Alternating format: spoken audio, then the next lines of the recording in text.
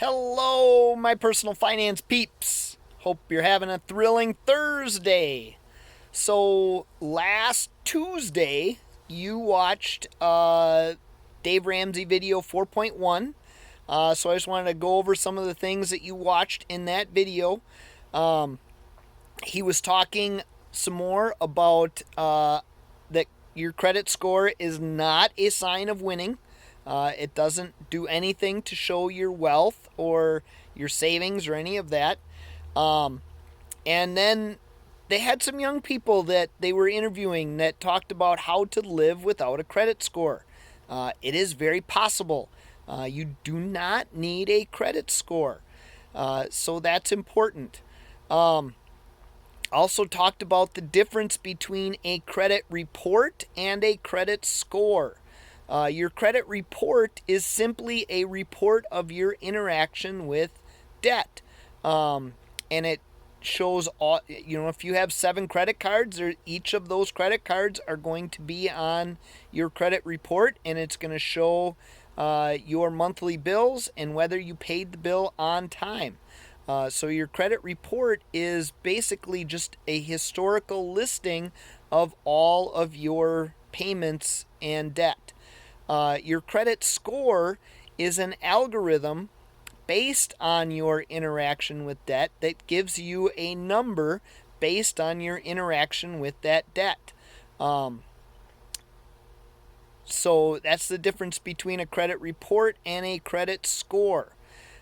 If you do not have a credit score, if you have never borrowed money, should you still check your credit report? Yes! Capital Y-E-S, yes. You still need to check your credit report because there are thieves out there that are trying to steal your identity. So you need to protect yourself. You need to make sure you are checking your credit reports. And you can do that for free. And the 3 main credit bureaus are Equifax, Experian, and TransUnion. With all of the issues that there have been with stolen identities and data breaches, even at Equifax, which is one of the main credit bureaus, because of that, you can check your credit for free fairly often now. And there are a lot of different places to do it. But you still need to check your credit. Now, here's an area where I do not agree with Mr. Ramsey. He talks about buying identity theft protection. It just so happens that one of his advertisers sells identity theft protection. So he's got a little bit of a conflict of interest there. I don't have identity theft protection because I have frozen my credit.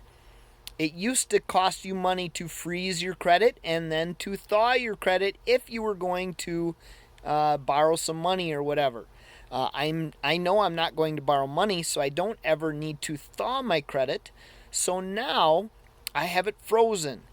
If my credit is frozen, I don't need to worry about anything with my identity getting stolen, because people cannot open any new credit in my name because my credit is frozen.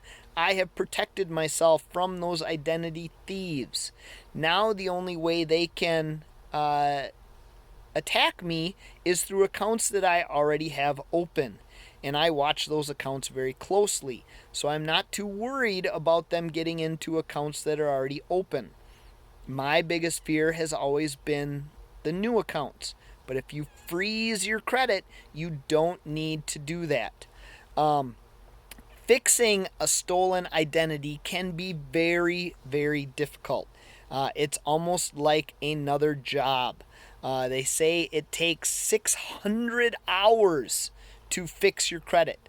That's a long time. That's if you think of a 40-hour work week as being full-time, which it is, that would be 25 weeks of a full-time job.